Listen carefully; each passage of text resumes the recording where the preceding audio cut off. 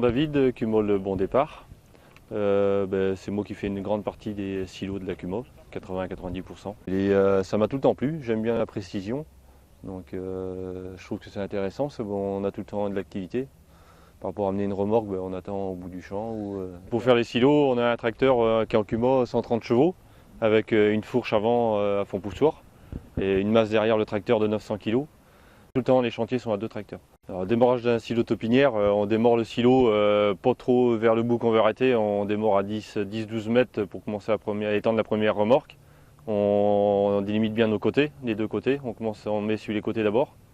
Et après on allonge le silo selon la longueur, le chantier. On commence par 20-25 mètres, puis après on allonge, on mesure le silo, puis on le monte à hauteur petit à petit. Bien tasser les côtés, et bien les tenir, et puis après faire attention à la hauteur aussi. Tasser les bords, dès le début on met une petite pellicule 15-20 cm et on pose la roue racle leur bord. Et on ramène à mesure, à chaque remorque on en ramène un petit peu et on repose tout le temps le plus près possible. Puis essayer de mettre par pellicule le plus possible. Et puis, donc vitesse d'avancement, on tourne entre 3,5 et 4,5-5 km/h d'avancement, et à reculer c'est pareil.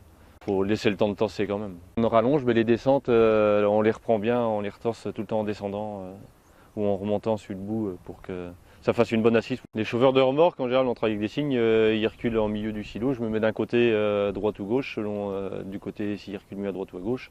Et après, ils me regardent en général, puis quand ils sont arrivés assez, j'y fais signe. C'est moi qui dirige la vidange des remorques. Tout pendant que je suis sur le milieu, le gars il recule pas. Si on fournit pas, ça arrive qu'on en fait attendre une, souvent en fin de silo. On prend bien le temps de monter la dernière remorque, on fait vider l'autre après, on les fait attendre. L'idée c'est de finir les silos dans la journée, le soir. Après on a des chantiers qu'on peut pas. À la fin du silo on essaye de bien le niveler. Ouais. Et après on tasse pendant 1 heure.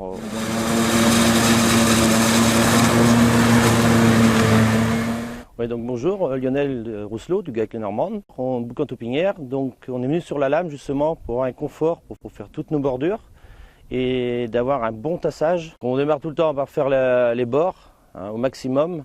On laisse le creux au milieu pour avoir notre appui central pour pouvoir tasser les bords.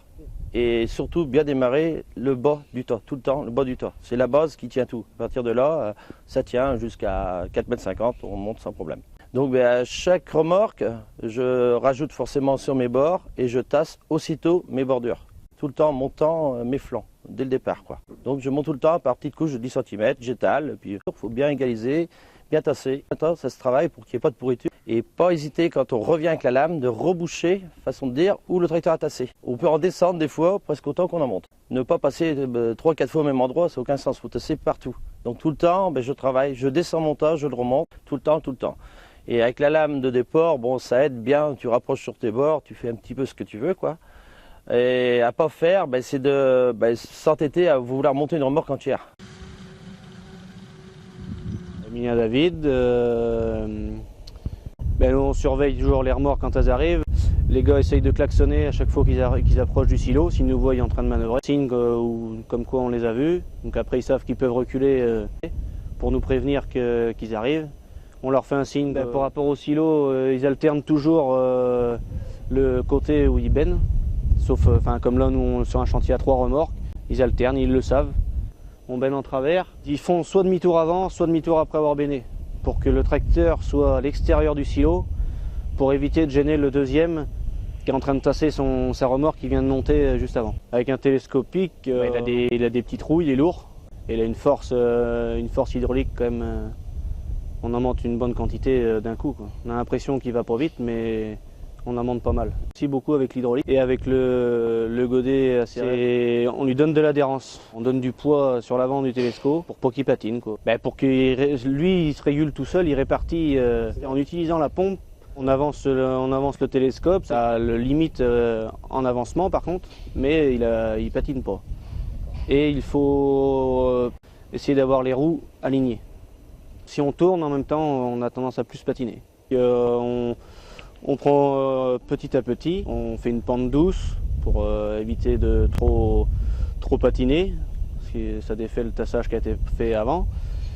On répartit le fourrage et puis que ça soit bien tassé, parce que le long des murs autrement. Et souvent on essaye d'en envoyer déjà 1 ou 2 godets bien le long du mur, pour tout de suite avoir de la camelote pour bien charger le bord, de tasser, suivant la grosseur des bennes aussi.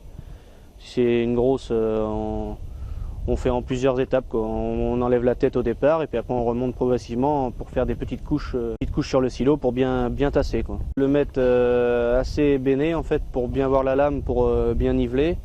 Et moi j'ai tendance après le remettre un peu à plat. Lisser en arrière, c'est toujours plus facile de lisser qu'en avant, quoi. C'est comme ça. Bien faire par petites couches, quoi, pour faire des tas, pas monter par-dessus la remorque et puis juste la tasser comme ça, quoi. Parce qu'il y a forcément des bulles d'air entre les deux. Le tassement est pas bon. Plus on va essayer de tasser épais, moins ça sera tassé. On va au près pour tasser, mais sans aller trop non plus pour tomber. Et puis de temps en temps, soit avec une fourche, une pelle, n'importe quoi, on retire la tête pour bien profiler son côté et puis qu'il soit bien tassé et un peu plus haut que le milieu.